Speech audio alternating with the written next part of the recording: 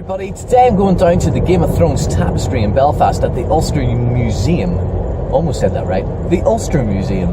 Now, me and Kat were down here last week and we filmed it and I was all ready to edit and stuff, but I was a little very last minute and I did send the people at the Ulster Museum a little email about it, asking if it's okay to film it, blah, blah, blah. They did get back to me and they have said that I could get an interview with the head weaver.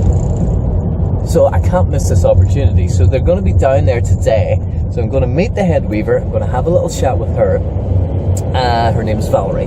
And also perhaps some of the other people who also managed to sew and weave and take part in the Game of Thrones tapestry. So yeah, I can't miss this opportunity.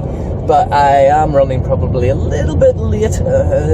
So let's just warp now to the Game of Thrones tapestry. I found a treasure house of music. The music of the world's greatest artists of past and present. Hey, buddy, you like to swing? Come with me. You're listening to Emma Cliff, the best of all things swinging. Baby, pass me aspirin. Something's gotta work. I know I did it to myself. So she's just back from Amsterdam. Hello. How are you feeling? Good. Yes. Sure? Yeah, wonderful. Coffee shop's good? Yeah, excellent. Museum's nice. Museum's lovely, yes. It just so happens that today we've come to another museum. I don't think they have any coffee. Well, they have a coffee shop, but probably not as good as the ones in Amsterdam. But however, in here they do have a tapestry. Yes. I didn't know about this. You told me about this. This came up on my newsfeed about the fact that they had been making a Game of Thrones tapestry. Yeah. I don't know who made it, but it's a proper along the lines of like the Bayeux tapestry with all the highlights of all the seasons. So it's pretty interesting. So we're going to go and see it now and take a look at it for you.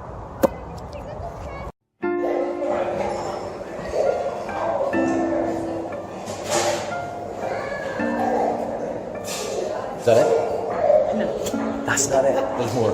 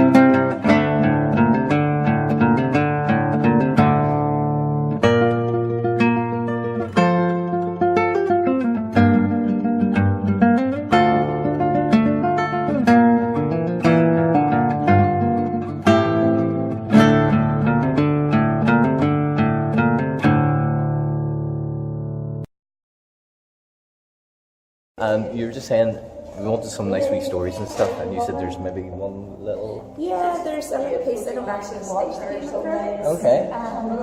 And this piece here where you've got the three characters. Yeah. We were asked to highlight the Queen's jewellery. Yeah. Then we were asked to highlight fire. Uh-huh. And then we were asked to highlight the certain lady's hair. Oh, probably get it wrong. Is it Cyrene or something like that? Cersei. Yeah, Queen Cersei. So, deducting, there was three characters. I assumed this was Cersei. So I spent about 45 minutes doing this lady's hair, only for a fan to come along quite excitedly to say, "Oh, there's Queen Cersei." And I said, "Repeat yourself." She says, "Queen Cersei." I said, "So the Queen and Cersei are the one person?" She said, "Yes." And I said, "So I've just done the wrong person's hair?" She says, "Yes." She's got brown hair. Arya. And so I had to unpick this hair and then do the Queen's hair. Well, you've done a fine job. Nobody would know. That's fantastic. Sorry, nobody would know that. The good work. Okay, let's So go. I did watch the Game of Thrones and fast forward after that, so they could get the hairstyles right. You get it all right. Yeah. So here we are with the ladies of Game of Thrones. We have Valerie. I'm going to get these names wrong. Jane, and Joanne. And these girls are all part of making the tapestry here in Belfast at the Ulster Museum. Ladies, how long did it take? The tapestry panels were actually woven they were hand woven in a jacquard weaving technique by a company called Dash and Miller in Bristol, and they spent about 16 weeks weaving the panels, and then after the panels were all woven, they came to the museum, and Jane and Joanne were among a team of 30 embroiderers who added details to it. So maybe you could explain the embroidery side of it, Joanne. So whenever you say jacquard, it's like the old style of weaving, yes? It's the style of weaving that was used to create all the beautiful linen damasks that were made in this country over the last couple of 100 years. It's a technique that has been used for quite a long time, but the contemporary aspect of this project meant that it was coloured threads being woven into the linen, and that gives you the level of detail and sort of really graphic quality on this tapestry. Stylistically, it refers to aspects of the Bayeux tapestry, but it's a very contemporary piece of work using a very old technique. So whenever then that came from them, it was almost like a giant colouring in book, I'm guessing, for you guys. Would that be right? Or was it a bit more technical than that? Well, it's already coloured. The designers picked out certain images that they wanted highlighted, like certain people's hair or the liquid gold, the dragon's eggs, that sort of thing. So they would give us the briefs and then leave it up to us what stitches we wanted to use. If there's any extra time, then we had a wee bit of free rein to add extra parts. So how long were you given then to sort of do it? Obviously an episode would go out and then Initially, there was the 6 seasons that we had to do, and we did those in a period of about 3 weeks, so that was the intense time. That's when we were locked away and hidden in control, basically. It was good fun. Most of us didn't know each other, so we did get to know each other very quickly. So the pieces then were 11 metres in length, so there could have been 6 or 7 of us, maybe a few more than that, a day working on the pieces, so we could have been sitting nearly on top of each other at times trying to see certain aspects. And you're doing this by hand with needle and thread? Yeah, it's embroidery techniques, so like chain stitches and split stitches, quite basic techniques, but working on, initially when I knew I was coming to do embroidery, I brought my magnifier with me, which I certainly didn't need because it's quite an open weave and we're using like 6 strands of thread, so it wasn't fine detail, but I was just getting used to doing embroidery on something so loosely woven without distorting the image. Right, so it was a wee bit difficult. It was different. Time consuming. We got used to it. Yeah. And do you watch it, or did you get to see sort of a preview, or was it just a matter you were handed? No, we didn't. We certainly didn't get any previews, although we obviously had series 1 to 6 at the start to embroider, and they have already been broadcast. But the team of 30 stitchers working on the embroidery project ranged from people like Joanne, who'd maybe read the books and watched the programmes, to some who'd never seen any of the programmes, and people like myself who'd maybe seen like half an episode here and there. So there's quite a range, and I'm afraid I relied very much on some of the others to keep me right as to making sure that somebody's hair was the right colour, because obviously continuity would be a big issue, and the real Game of Thrones fans would soon pick up on anything that wasn't quite right. And if you had anybody come round and say anything, who's this, or what's this? No. Everybody recognises everybody? What we've had are a mixture of seasoned sort of Game of Thrones fans, and actually a lot of people who are here to see the exhibition because they're interested in the textiles, and that's been lovely.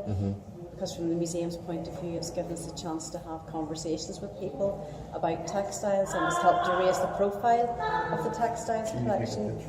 But we've had, I think, one lady who's come back 5 times to see the exhibition. Wow. And a lot of foreign visitors who are here because they're doing the whole Game of Thrones tour up the north coast, up to Ballintoy. Doing the doors. Yes, and some visitors who are going round filming the whole tapestry, all 77 metres of it, which is great. So what I'm here to do. Okay, what about next season? will there be an added bit to the end of this tapestry? Well, I don't think there'll be any more filming on the programme for maybe another 18 months or so, so we actually don't know. I think I can speak for all of us when I say we're dying to get our hands on anything to do with Series 8, but we just, like everybody else, we're just going to have to wait and see what happens with that. We'll watch the space, guys. Well, hopefully you will, because I think it's absolutely fantastic. As I said, we were down here last week and we filmed it, and I brought down a girl who's a huge Game of Thrones fan, and she loved it. So, great. Ladies, thank you very much for your hard work, and thanks for chatting to me and having a little bit of time out. Thank you. Thanks Pete, thanks very much indeed. Guys, Ulster Museum is absolutely fantastic. Every time I come down here I seem to see something fantastically new. Last week we were down here, we've got a whiz around, seen some fantastic stuff, but these guys, they weren't here last week. Gee, Cousin Julie, that's pretty hot. Now here's your part of the deal, cuz. Lay the secret on me of man's red fire. Well, I'm not sure if I should tell you that, cousin. I mean, seriously, what are you up to? I'm planning to make some fire. Well, don't try to kid me, man, cuz I made a deal with you. What I desire is man's red fire to make my dreams come true. So give me the secret, man cub. Clue me what to do. Give me the power of man's red flower so I can be like you. Oh, ooby-doo, I wanna be like you. I wanna walk like you, talk like you too. But you see it's true, and aim like me, and learn to be human too.